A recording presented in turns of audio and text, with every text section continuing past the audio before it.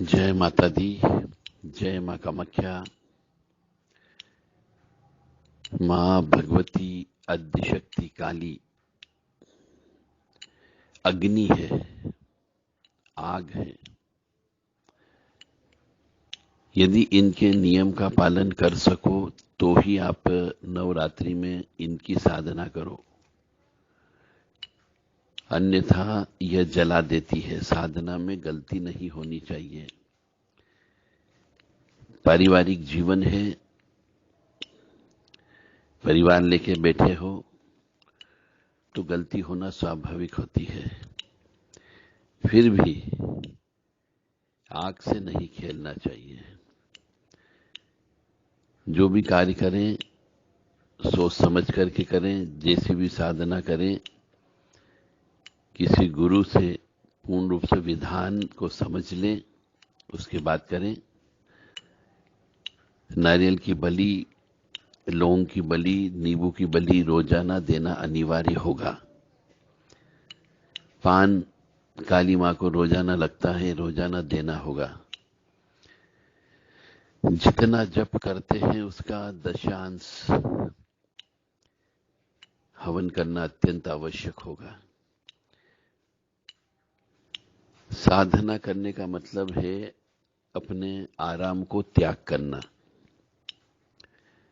तो बिस्तर पे सोना बंद करना पड़ेगा, कंबल पर आपको सोना होगा। और यदि उपवास कर सकते हो तो उपवास भी करना होगा। जो भी संकल्प लें पहले दिन शुभ मुहूर्त में, शुभ नक्षत्र में लेना है।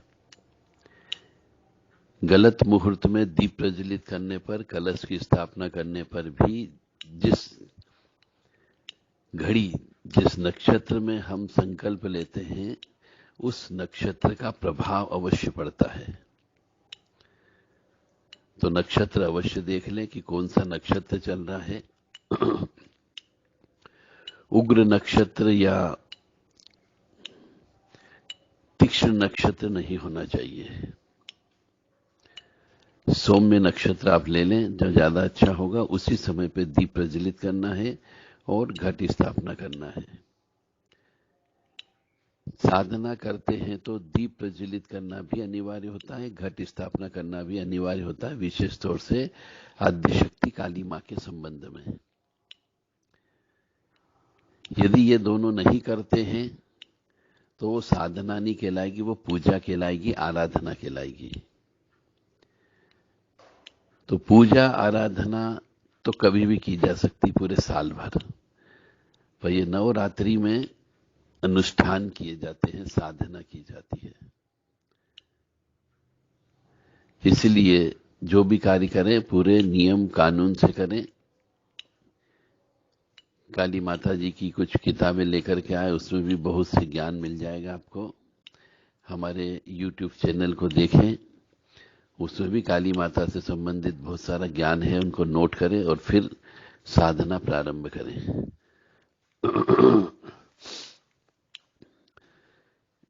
काली माता की जब भी कोई साधना आराधना करते हैं तो भोलेनाथ को याद करना अनिवार्य होता है। इसीलिए शिव जी का महामृत्युंजय मंत्र या ओम नमः शिवाय, इसकी भी कम से कम 11 माला रोजाना करना पड़ती है, तो ही काली मां की कृपा प्राप्त होती है, अन्यथा प्राप्त नहीं होती है। और जब काली माता जी को आप याद करोगे साधना विशेष तौर से, तो भैरव जी को भी याद करना जरूरी होगा। उसके बाद ही आपको कृपा प्राप्त हो सकती है। इसके लिए 3 मंत्र आपको लेना होंगे, शिव जी का मंत्र, काली माता का मंत्र और भैरव जी का मंत्र। शास्त्र ये कहता है कि जब भी कोई मंत्र अनुष्ठान में प्रयोग होता है तो उसका फल तभी प्राप्त होता है जब वो मंत्र गुरु मुख से प्राप्त किया गया हो। अन्यथा आपने खेत को साफ कर लिया, खेत के अंदर अनाज उगा दिया बो दिया, उग गया, परंतु उस अनाज को आप काट नहीं पाओगे, यानी फल की प्राप्ति नहीं ले पाओगे।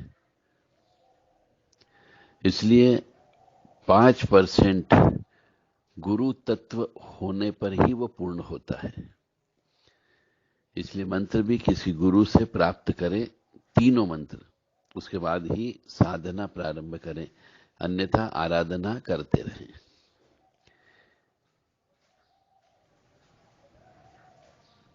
रोजाना जो बलि दी जाएगी वो बलि का सामान, आसपास कोई भी ऐसा वृक्ष हो उस वृक्ष के नीचे आपको छोड़ना है। कपूर घर में रोजाना जलाना है। लौंग बताशा रोजाना जलाना है आपको। घर में रोजाना गोमूत्र का छिड़काव करना है। और जिस जगह ये घट स्थापना या दीपक की स्थापना की जाती है वहां पे कोई भी अशुद्धता, सूतक, पातक वाला व्यक्ति नहीं पहुंचे, चाहे स्त्री हो या पुरुष हो। जब साधना करते हैं तो नवरात्रि की साधना में साधना रात को ही की जाती है, यानी 12 से 4 तक तो आपको जगना ही जगना है। 4 बजे के बाद आपको सोना है। तो आपकी दिनचर्या को भी आपको थोड़ा सा डिस्टर्ब करना पड़ता है, क्योंकि नियम यही है कि नवरात्रि शब्द इसमें प्रयोग किया गया है हमारे धर्मशास्त्र की किताबों में, तो रात को ही जप तप किया जाता है। दिन में करते हैं उतना फायदा नहीं होता जितना रात को किया जाता है, क्योंकि नवरात्रि शब्द है। तो जो भी जप तप आपको करना है वो सब रात को ही करें। बलि भी देना है तो रात को ही दें।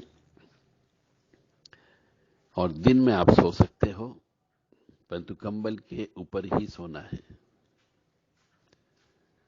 किसी भी सूतक पातक वाले के घर पे नहीं जाना है। आसपास किसी की मृत्यु हो जाए तो उसके यहां बैठने भी नहीं जाना है। घर के अंदर कोई भी मासिक धर्म, स्त्री की अशुद्धता, रजस्वला से संबंधित कोई भी स्त्री आपके घर में नहीं आना चाहिए। या जिसके यहां किसी की मृत्यु हो गई हो या किसी के यहां कोई बच्चा उत्पन्न हुआ हो, उस घर का सदस्य भी आपके घर पे नहीं आना चाहिए। ये इन सब बातों का आपको ध्यान रखना होगा, उसे साधना कहते हैं। और आराधना, प्रार्थना, पूजा, इसमें इतने कोई नियम लागू नहीं होते हैं। तो बहुत सोच समझ करके यह बोले कि मैं साधना कर रहा हूं या आराधना कर रहा हूं, और संकल्प भी उसी तरीके से ही लेना है। क्रोध नहीं करना है, जिसको हम कहते हैं कि जो दुर्गा सप्तशती में 10 राक्षस बैठे हुए हैं। मां भगवती ने 10 राक्षसों का वध किया था। मधु केटव नाम का राक्षस है, मधु एक केटव नाम का राक्षस है, चंड मुंड नामक राक्षस है, महिषासुर है, रक्त बीज है। तो ये 10 राक्षसों का वध सप्तशती में किया है। ऐसे ही यही 10 राक्षस का अर्थ यदि आध्यात्मिक रूप से निकाला जाए तो मनुष्य के शरीर में रहता है। काम, क्रोध, लोभ, मोह, मद, मत्सर, ईर्ष्या, तृष्णा, राग, द्वेष, ये 10 शब्द हैं। और 10 ही राक्षस सप्तशती में देवी मां के द्वारा वध किया गया है। तो आपको इन 10 राक्षस जो आपके शरीर के अंदर है, इनसे भी दूर रहना है, कम से कम जब तक साधना चले तब तक। यदि स्त्री हैं तो आपको बिल्कुल 16 श्रृंगार करके रहना है, क्योंकि मां भगवती की आराधना करने के लिए, साधना के लिए भगवती के स्वरूप में ही आपको रहना होगा।